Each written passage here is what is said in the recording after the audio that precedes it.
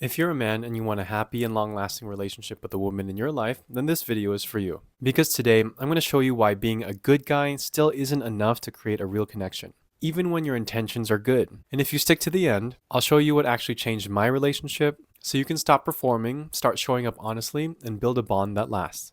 Let's get into it. First, I want to talk about how good guy programming starts. The conditioning most men never question. What the problem is. For me, it started growing up in an Asian household. I was taught to be a good boy. Don't talk back. Follow the rules. Be polite. Excel in school. Don't cause problems.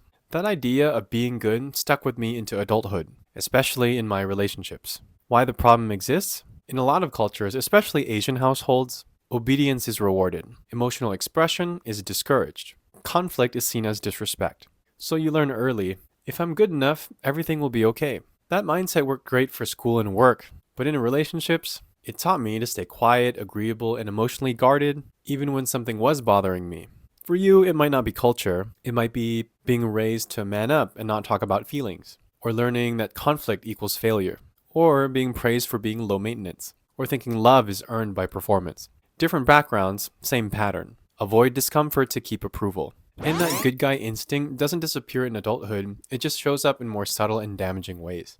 Really quick, if you're getting value, hit like and subscribe. It helps us reach more men who need this message. Next, I want to talk about how good guy energy creates distance. Looking strong on the outside, disconnected on the inside. What the problem is. There was a time in my marriage when I was drinking every night after work. On paper, I looked like a good provider, working hard, handling responsibilities. Nothing seemed to bother me. I honestly thought that's what being a good husband looks like. Why the problem exists? Because a lot of men believe, if I stay calm, capable, and unbothered, I'm doing my job.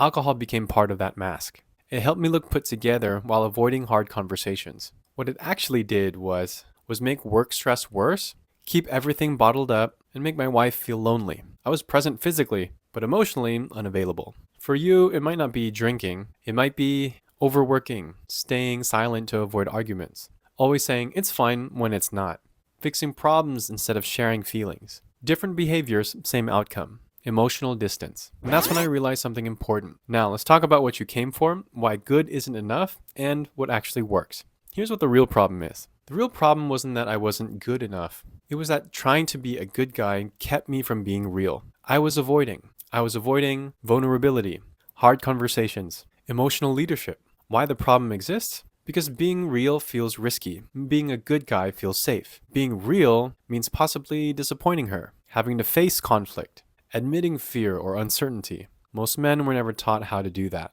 After I finally admitted to myself and to my wife that my drinking was a problem, everything changed. Sobriety became a gateway, not just to quit drinking, but to finally clear the air. We finally talked about things I'd been holding in for years, frustrations I was scared to bring up, emotions I thought I had to hide.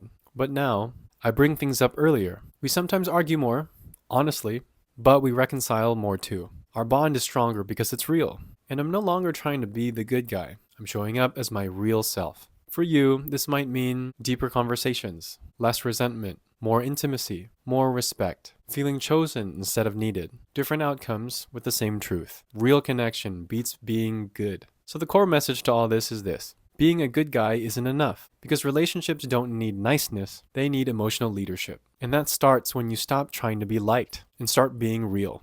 If this video hit close to home, if you've been trying to be a good guy but still feel disconnected, that's exactly why I built the 5-day Malusog Reset. It's not about becoming someone new, it's about learning how to show up honestly, regulate stress, and lead emotionally without avoiding hard conversations. If you want structure to stop performing and start connecting for real, the link for the reset is down in the description. Tagalog sign off, hindi sapat ang pagiging mabait.